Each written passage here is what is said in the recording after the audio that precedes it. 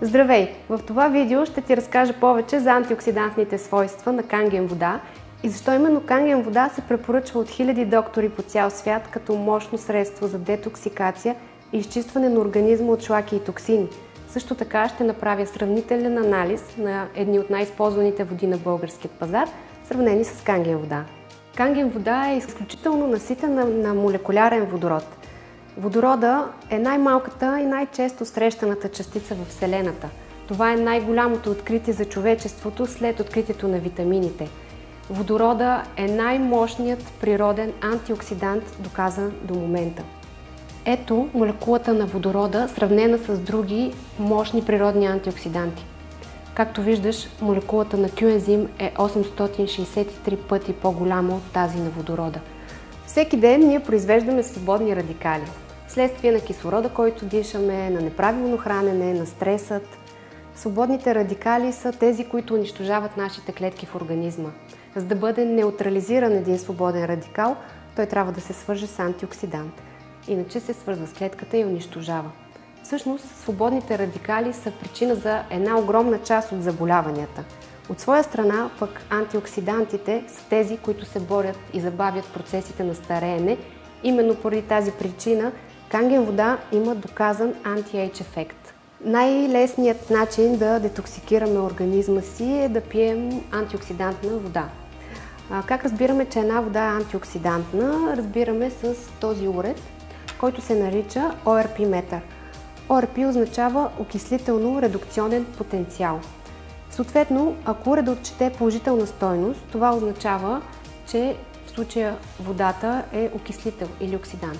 Ако отчете отрицателна стойност, това означава, че е антиоксидант. Всички вируси, бактерии, свободни радикали, те са с положителен заряд.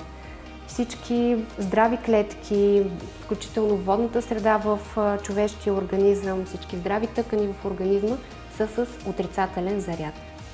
За пример, рибеното масло е един много мощен природен антиоксидант, той е с заряд около минус 200. Зеленият чай също е много мощен антиоксидант с стойност около минус 80. Плодовете и зеленчуците, те са около минус 100. Водната среда в човешкия организъм варира от минус 150 до минус 200. Избрала съм едни от най-употребяваните води на българският пазар.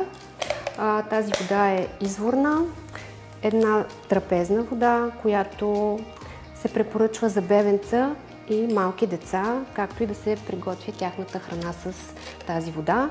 Газирана вода. Това е вода от чешмата, чешмяна вода. Това е чешмяна вода, която е преминала през филтъркана. Голяма част от домакинствата използват именно този метод за филтриране на водата и канген вода. Включваме уреда. Стойността е положителна. Както знаете, кислородът е окислител и нормално стойността да бъде положителна. Стойността на първата вода плюс 220. Положителна стойност.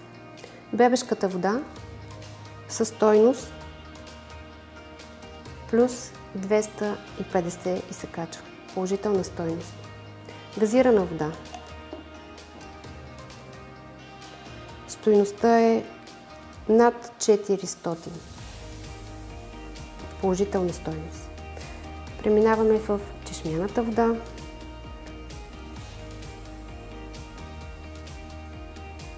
Стойността е около 400. Да видим, чешмяната преминала през филтърканата. Дали е подобрила качеството на водата. Да, леко е спаднала. И пак чешмяната преминала през канген апарата. Това отрицателно число означава, че канген вода съдържа огромно количество антиоксиданти, необходими за изчистването на организма. Най-лесният начин да детоксикираме организма си е да пием вода, антиоксидантна вода. така или иначе това е нещото, което никога няма да ни омръзне.